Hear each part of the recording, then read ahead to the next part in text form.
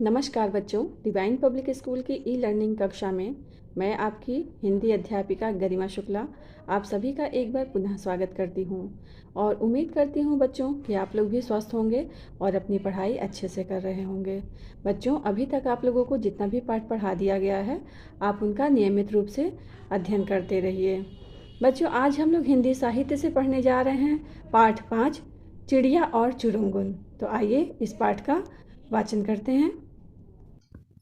बच्चों, इस कविता पाठ के कवि का नाम है हरिवंश राय बच्चन। तो आइए हम हरिवंश राय बच्चन जी के बारे में थोड़ी सी जानकारी प्राप्त कर लेते हैं। बच्चों, हरिवंश राय बच्चन आम आदमी के मन के भावों को उसी की भाषा में कविता के रूप में प्रस्तुत करने वाले अनोखे कवि हैं। इसलिए इनकी कविताएं और गीत आम आदमी को आकर्षित करते हैं। इनका जन्म 27 नवंबर 1907 ईस्वी को इलाहाबाद के पास प्रतापगढ़ जिले के एक छोटे से गांव बाबूपट्टी में हुआ था। इन्होंने अंग्रेजी से एमए और पीएचडी की डिग्री प्राप्त की और अंग्रेजी के प्राध्यापक हो गए। वे कई वर्षों तक अंग्रेजी के प्राध्यापक रहे। हिंदी से इनका लगाव था, इसलिए इन्होंने उमर खयाम की रुबाइयों से प्रभावित होकर अपनी प्रसिद्ध कृति मधुशाला की रचना की है। इनकी मुख्य कृतियां हैं मधुशाला, मधुबाला, निशा निमंत्रण, एकांत संगीत, खादी के फूल आदि। बच्चन जी ने बच्चों के लिए खूब कविताएं लिखी हैं। सरल सहज ढंग से अपनी बात कहना उनकी कविता की विशेषता है। तो आइए बच्चों, इनके द्वारा रचित इस कविता का पाठ करते हैं। बच्चों, इस पाठ में बताया गया है कि माँ बच्चों की सबसे बड़ी मार्गदर्शक और गुरु होती है। वह बच्चे को जीवन की सार्थकता और जीवन की सफलता के विषय में समझाती है। वह उसकी कमजोरियों पर नज़र रखती है और मार्ग से भटकने नहीं देती। वह उसे सदैव आगे बढ़ते रहने के लिए प्रेरित करती है। चिड़िया और उसके बच्चे के बीच हुई बातचीत के माध्यम से कवि ने इस कविता में यही बताया है कि एक माँ अपने बच्चे को किस प्रकार सही समय पर सही कार्य करने की अनुमति देती है। तो बच्चों ध्यान से देखिए। छोड़ घोंसला बाहर आया, देखी डालें देखे पात, और सुनी जो पत्ते हिलमिल करते हैं आपस में बात। माँ क्या मुझको उड़ना आया, नहीं चुरुंगुन तू भरमाया। बच्चों, इन पंक्तियों में कवि ने चिड़िया के बच्चों के बचपन के बारे में बताया है, जिसका नाम चुरुंगुन है। चुरुंगुन हर चीज़ों को जानना चाहता है और बार बार अपनी माँ से उड़ने के बारे में पूछता रहता है। वह चाहता है कि वह जल्दी से उड़ना सीख जाए ताकि वह पूरी दुनिया देख सके और उसके बारे में जान सके। इस पंक्ति में यह बताया गया है बच्चों कि चुरुंगुन घोंसला से बाहर आता है और वह डाली और पत्ते को देखता है। साथ ही पत्ते के हिलने से जो आवाज़ निकलती है उसे भी वह सुनता है और उन्हें लगता है कि वे एक दूसरे से बातें कर रहे हैं, यानी वे आपस में बातें कर रहे हैं। इन सब को देखकर उसे लगता है कि उसे उड़ना आ गया है और वह अपनी माँ से पूछता है कि माँ क्या मुझे उड़ना आ गया। तो उसकी माँ उससे कहती है कि नहीं, तुम्हें अभी उड़ना नहीं आया है, ये तो तुम्हारा भ्रम है। अब दूसरी पंक्ति देखिए बच्चों।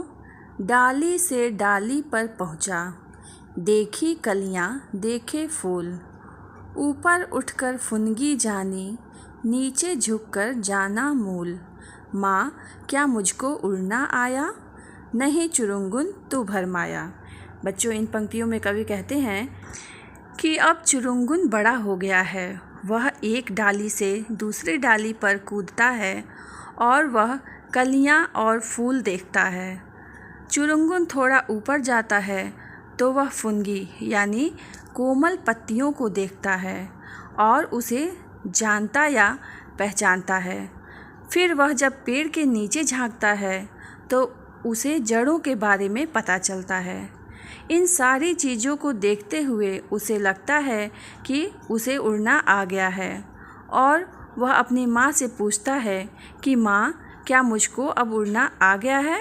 तो उसकी माँ फिर उनसे कहती है कि नहीं, तुम्हें अभी उड़ना नहीं आया है, ये तो तुम्हारे मन का भ्रम है। बच्चों, तीसरी पंक्ति है, कच्चे पक्के फल पहचाने, खाए और गिराए काट।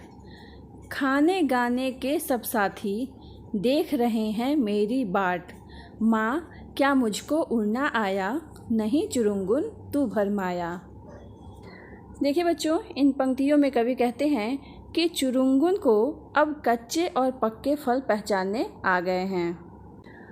वह कुछ फलों को खाता है और कुछ फलों को काट कर गिरा देता है और कहता है कि मुझसे मिलकर खेलने और खाने वाले मेरे साथी मेरी प्रतीक्षा कर रहे हैं, इसलिए मुझे वहाँ जाना है। फिर वह अपनी माँ से पूछता है कि क्या माँ मुझको उड़ना आ गया है? तो उसकी माँ उससे फिर कहती है, नहीं चुरुंगुन, तुम्हें अभी उड़ना नहीं आया है, ये तुम्हारा भ्रम है। बच्चों, आगे की पंक्तियाँ देखिए। उस तरु से इस तरु पर आता, जाता हूँ धरती की ओर। दाना कोई कहीं पड़ा हो, चुन लाता हूँ ठोक ठठोर। माँ, क्या मुझको उड़ना आया? नहीं चुरुंगुन तू भरमाया।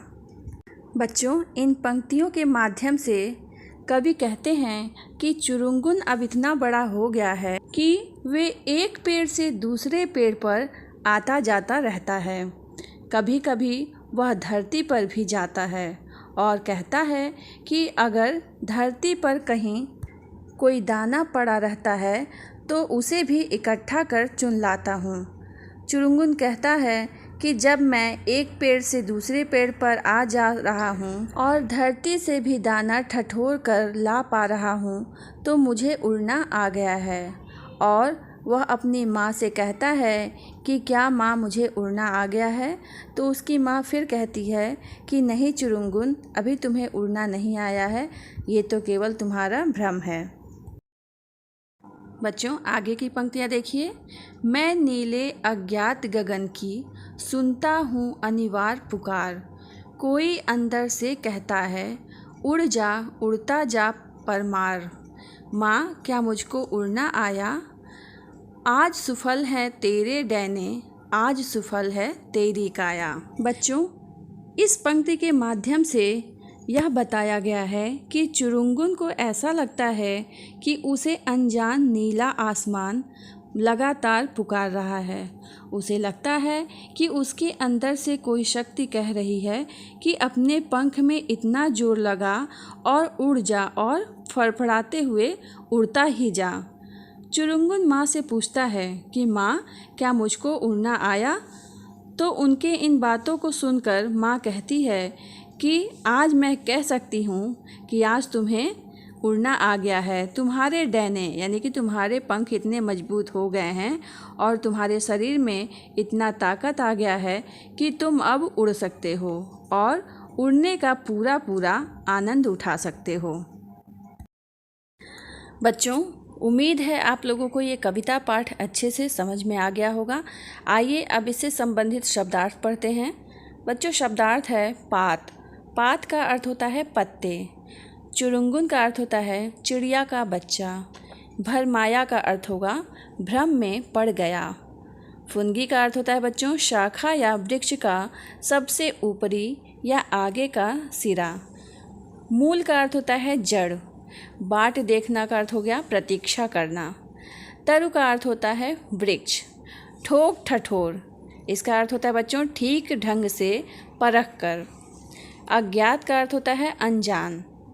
गगन का अर्थ होता है आकाश। अनिवार्य, अनिवार्य का अर्थ होता है बाधा रहित या लगातार। डैने का अर्थ होता है पंख और काया का अर्थ होता है शरीर।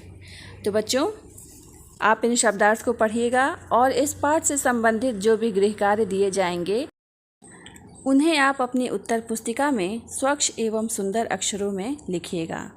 धन्यवाद बच्चों।